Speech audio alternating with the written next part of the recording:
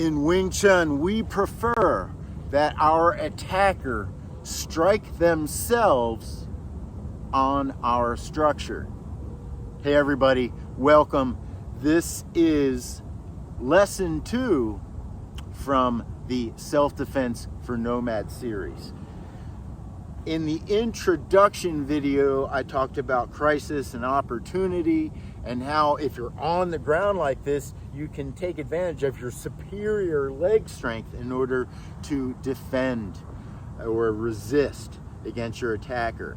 And we also talked about passive resistance, or just using a very protective structure and staying on your side so you can roll with the punches, so to speak. And we also touched on some situational awareness, just trying to use your situational awareness to not even get into the bad situation, but we're assuming we are in that bad position and we have to figure out what we're going to do.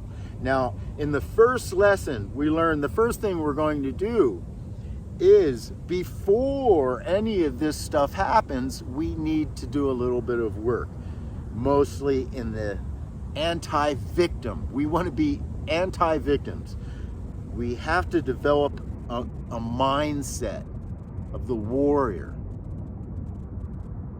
And we also want to develop a mindset of integrity and structure.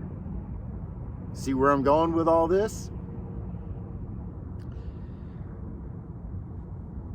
If you have a physical and mental integrity of structure, then when your opponent comes to attack you, they will be attacking your structure.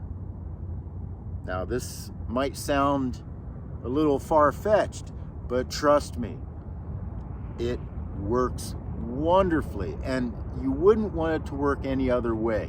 You see, this is self-defense, so we have something going for us that a traditional sort of mano a mano fight does not. We did not ask to be attacked. We are being attacked. It's the one thing that we can count on, that we're being attacked. So, let them attack structure.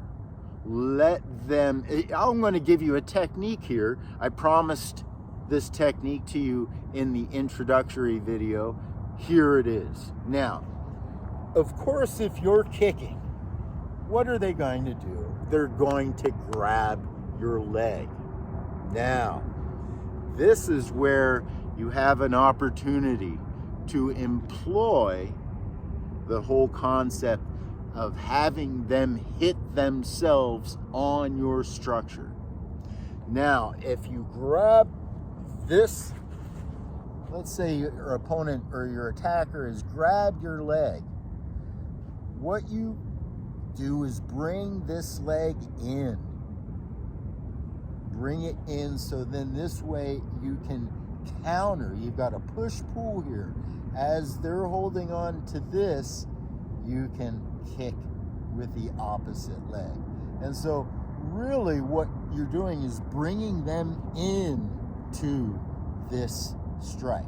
Now, how are we striking? We're striking with the heel, right? The heel is the strike. Notice no punching, no grabbing. This is a strike because they are striking themselves against your heel. Now, this is different than actually trying to kick them. Much different. What you're doing is they're grounded and holding on to this leg, which allows you to put this in the way. As they're coming in, this intercepts them. This type of striking is very powerful. Now, if you have to strike with your hands, don't use your fists. This is a real life situation. Use, again, the heel of your palm. heels of your palm, the heels of your feet, and you could also use the back side, the back of your heel, to strike as well.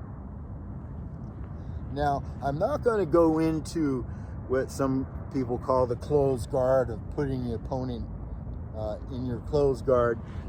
That can be effective, but we're really looking for things that we can do right away, and it doesn't take a lot of time to develop. In a future video, we will go into effective closed guard self-defense techniques. But for now, we're talking about just defending ourselves, getting up and getting out. Now, something I would like you all to think about. Now, this concept, by the way, is the same for if they come in and hit your elbow, or come in and hit your palm, or even if you have a closed fist, them coming in and hitting your closed fist. Again, we're not punching. We're not kicking. The problem with kicking is you can hyperextend your knee, so you're positioning. They grab this, positioning. They grab that, positioning. Places to strike. Just rewind a little bit. Now you've got, of course, the groin, an up strike to the groin, right? Or striking to the face, especially an up kick to the nose. Now, there's no bone that's going to go up into the brain, but it's a wonderful kick that will impair the vision and sometimes hurt really bad, right? And you also have a kick to the throat, which may help to stop their breathing.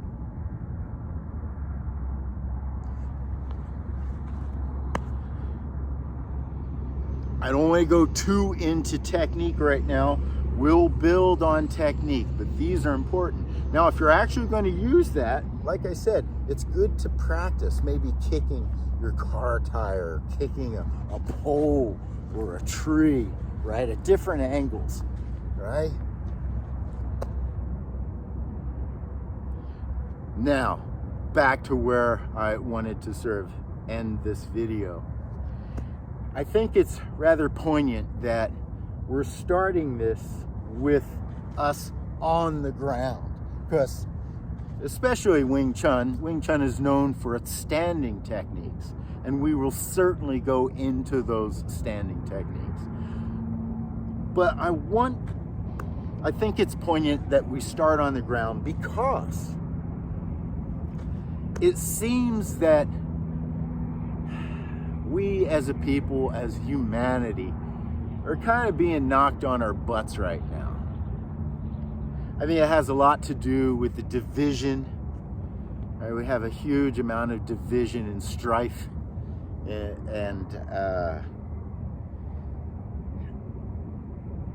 I think that's why we're getting knocked on our butts, because we're not joining together and getting together in order to defeat our universal adversary, which is our stupidity, right? Our ignorance, our arrogance.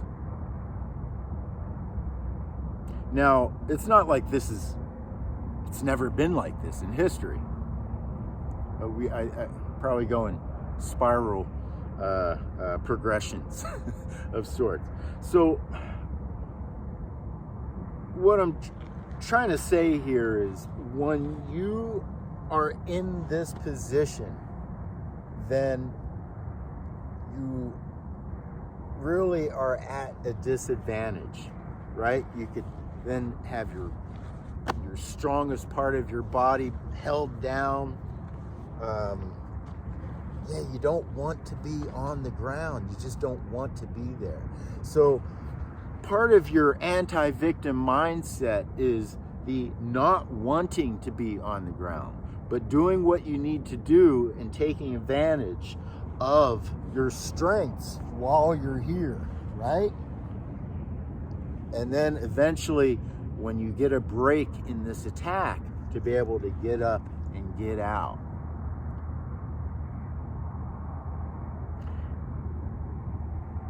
The world we're living in right now really could benefit from this, let's call it philosophy. I prefer to call it psychology. Right? And that is, don't just lay on your back and do nothing. Really get into a position of structure and integrity. Now, this is where Wing Chun comes in. We don't have to lay on the ground every day and do a bunch of calisthenics in order to achieve that. If you go to my website, cfuz.com, I have tons of videos which demonstrate our Seoum Tao, or standing meditation. This exercise has been practiced by Bruce Lee, Jet Li, Jackie Chan, so many of the action stars, Robert Downey Jr., Nicolas Cage.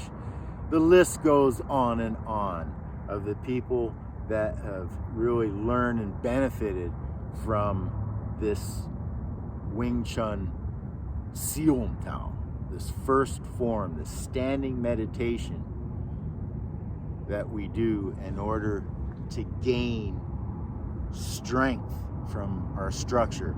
And it's a very subtle, very quick way of developing that physical structure that can then get transcribed over to your emotional structure and your emotional well-being. So, all right, I went a little long on this video. I'll see you guys on the next video.